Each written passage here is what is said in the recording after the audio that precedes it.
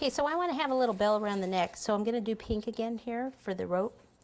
So pink, roll it into a ball, finger over the middle of it, start to roll it out, then 2 fingers to elongate it. You can even put it down if you want, roll it like this. It's not going to have to be that long.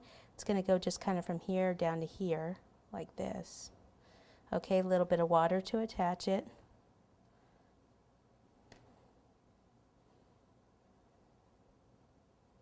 Like this, then a little yellow to make a little bell. It's going to be one of those flat bells, almost like a cowbell. This way, make this part a little thicker, and then just kind of push it down this way and this way. This end should be a little wider. Then take something to cut it, like that. See, I'm making that part narrower. There we go.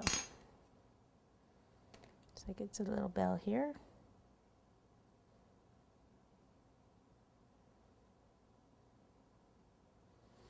Okay, and then the face, let's see, the black royal.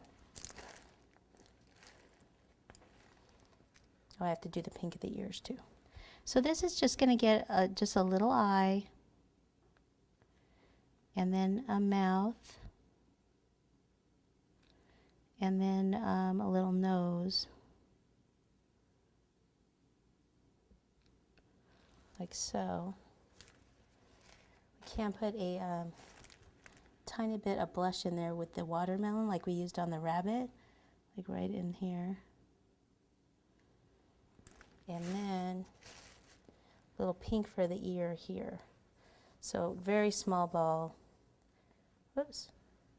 Finger over part. You get more like that. Take the back of a paintbrush, push in and back and forth. Okay.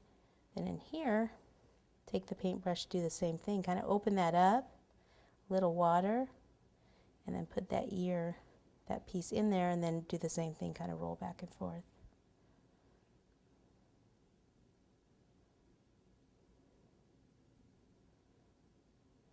Okay, then what I wanted to do is just kind of make this sparkle a little bit so it wasn't so plain.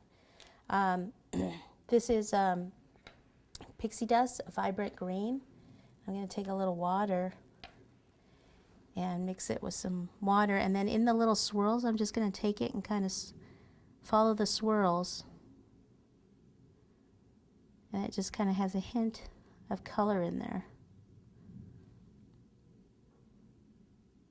Now if you didn't have a texture mat like this, what you would have to do is just put the fondant on flat, and then with royal icing you would just take your bag with the royal icing and you'd make the little curly cues, you know, like this. Things like that all over it. And then you could let the royal icing dry and then still paint with this once the royal icing's dry. This way it's just a little bit faster.